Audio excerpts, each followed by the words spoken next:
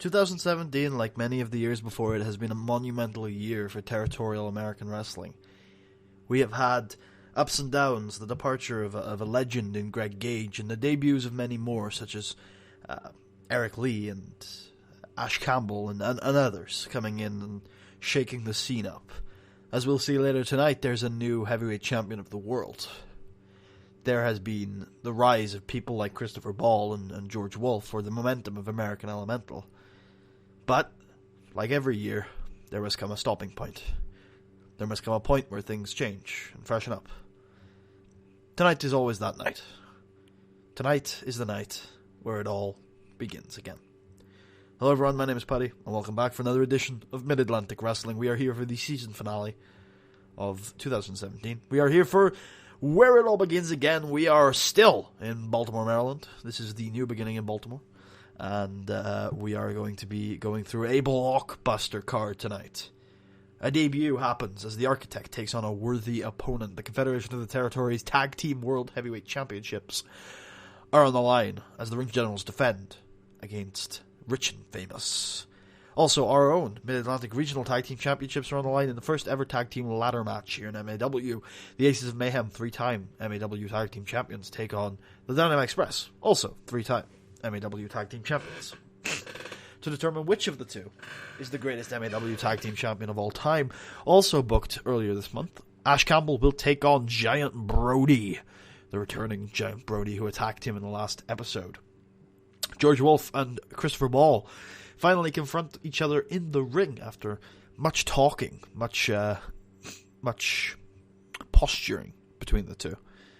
And, of course, in our main event of the evening, we will have Island Boy Apollo taking on Clark Alexander.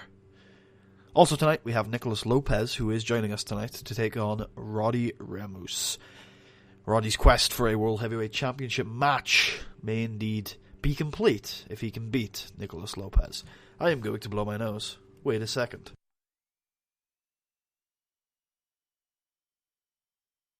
My apologies for that one. As we get into the show tonight, this show cost me so much money to put on, you won't even believe.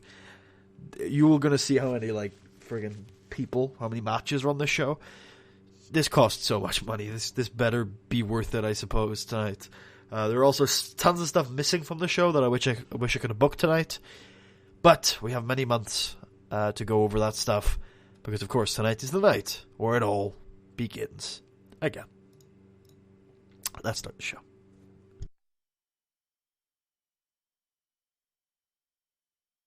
In our opening contest of the evening, in front of 808 people in the Mid-Atlantic region, Rich and Famous win the World Tag Team Championships by defeating Dean Waldorf and Marv Stadler in an excellent tag team contest. A great thing to start off the show. Wonderful, wonderful, wonderful stuff between these two tag teams. Two of the greatest, really, in the territories today. Rich and Famous, hot and rising. They are 5-time Coastal Zone Tag Team Champions. They are, of course, the current Grim SoCal Regional Tag Team Champions.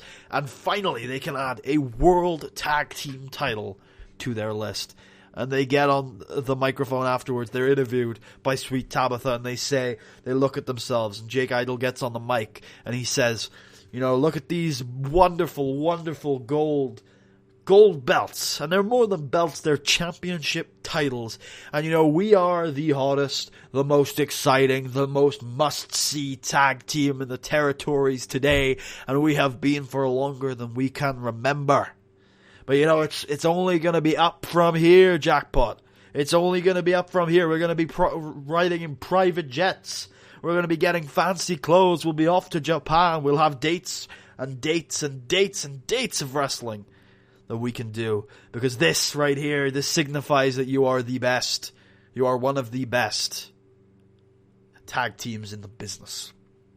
And the Ring Generals have held these admirably for the last 2 years, and they deserve a lot of credit. But it's time for the most must-see tag team in the business to take over. It's party time, baby.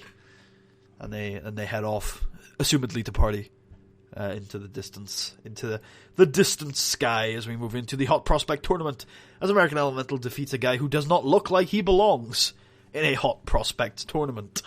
Deandra Bailey loses to Aramelican. Aramelican is, I think it was, I would say. American Elemental 2 within American Earthbreaker, as American Elemental 2 moves on to the semifinals to take on not Island Boy Apollo, as he cuts a promo on Clark Alexander. He's out there in the ring, or he's on the stage, really, in an interview area we've got set up, where Sweet Tab was, asking about his thoughts on his opponent tonight, and Island Boy Apollo says, it's been a roller coaster year for me in Mid-Atlantic Wrestling. I've watched this tape every single year. I love where it all begins again, and it always makes me feel nostalgic. It always makes me reflect. A year ago today, I wasn't even here. I debuted a month after a year ago today. And in that time, I've won the Ripcorn Invitational Challenge. I've won the Mid-Atlantic Regional Heavyweight Championship. And I tell you, this has been the greatest year of my life. I've got to work with so many wonderful people in front of so many wonderful fans.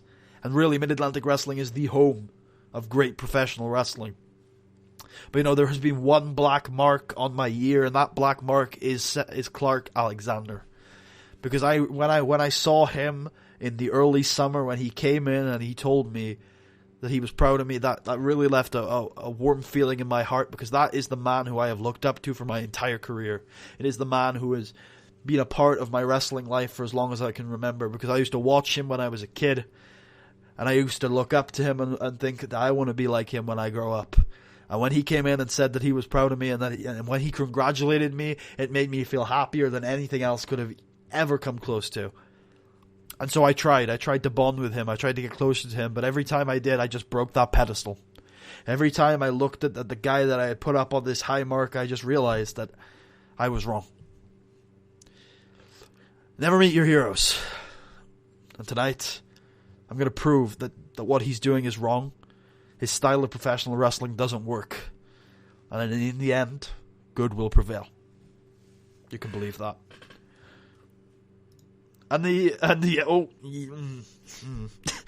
This was a mistake. I forgot to set one of these guys as not a jobber. In the worst, as is becoming common of Where It All Begins Again, the worst match in the series, as Zachary Tunks destroys Flamberg with a Sun DDT. He will take on American Elemental in the semifinals.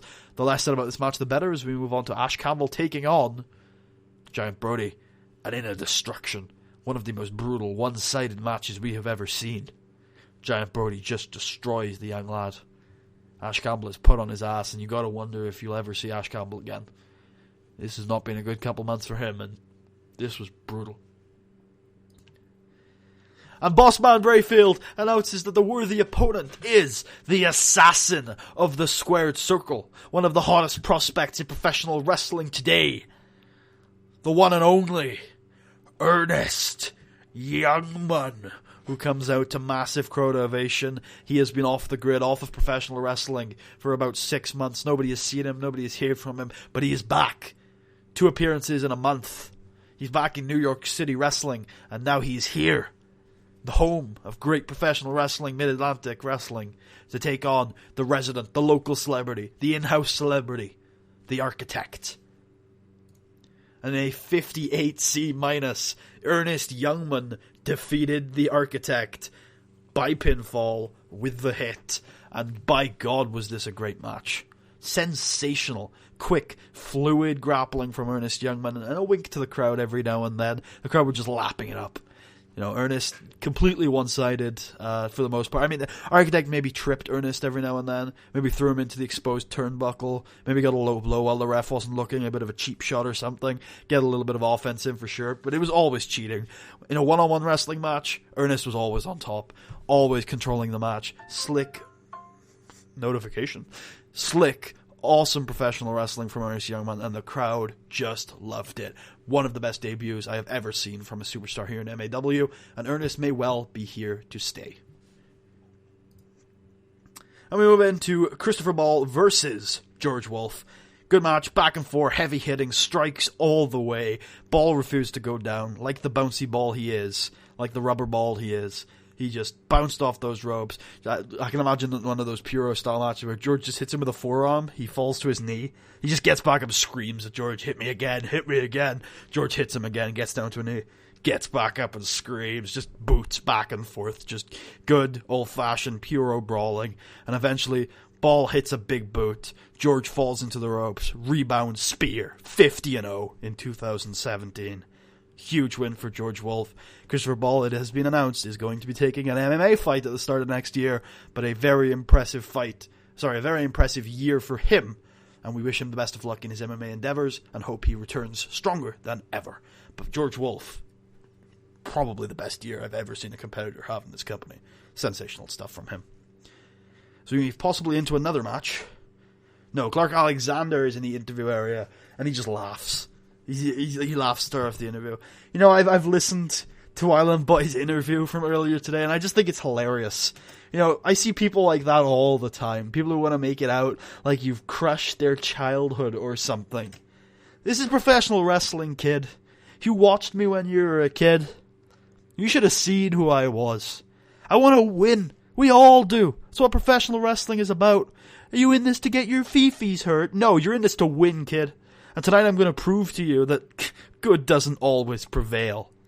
I've got that winning mentality. And tonight I will win a championship. Because I am dead set on it. And I will do anything to win it. And I will prove to you that what matters in this is the desire to win. And we move into the first ever tag team ladder match in the history of MAW. And an explosive match. The crowd did not like the overbooked nature of it. But it got the crowd buzzing. The Dynamite Express make defense number 15 of their Mid-Atlantic Tag Team titles and almost guarantee them going into their 4th year as Tag Team Champions when Sid Collier smartly retrieves the item in this explosive ladder match. Ace Youngblood, Max Mayhem, and actually all of them were probably just indie-rific. Brainbusters on the outside, big Tope-Con heroes, big like moonsaults to the outside, tables flying everywhere, a ladder or two got broke. And I was thinking about this match before we started the show. And I honestly don't know what Sid did, but I'm thinking in a ladder match there must be a really smart thing that you can do to just get the title and nobody notices. So I decided, I'm just going to leave it to you guys. I want to hear your comments. What was the really clever, dastardly thing that Sid Collier did in this match to manage to get the titles? I'm interested to hear your responses. So, but yep, they defended their titles. Excellent stuff from the Dynamite Express. I think we actually have a matchup next. We do indeed, as Roddy Ramos defeats Nicholas Lopez with a brainbuster suplex. Got the crowd buzzing. This wasn't as good as I was expecting it to be. Obviously, Nicholas Lopez is not very popular over here in the US, but he still cost me $3,000, you bastard. So I was expecting better, but Roddy beat Nicholas Lopez. Roddy has beaten so many of the top territorial stars from 2016. Has he earned a shot? Have to find out. Oops. That's not good. So we have a highlight package where it is shown that during Freedom Project, I think is the name of the show, Bradford Peverell, the flamboyant, excellent, Hands of Stone, world's heavyweight champion that we are familiar with if you watch the series, but if not, the video package shows. He's just a guy who can knock you out with one punch. He's very flamboyant, very full of himself. He was the world's heavyweight champion. He fell to the Puerto Rican Power recently, and we have a new heavyweight champion of the world. The Puerto Rican Power is the new world's heavyweight champion, and that is going to be big going forward.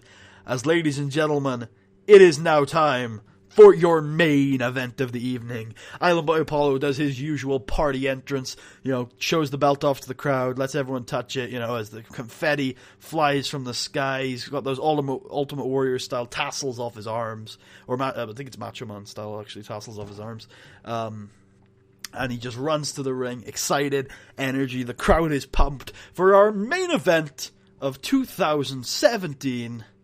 Gets a 55 C- as Island Boy Apollo defeats Clark Alexander in 20 minutes and 53 seconds with an Island Driver. And Island Boy Apollo makes defense number 2 of his Mid-Atlantic Championship title.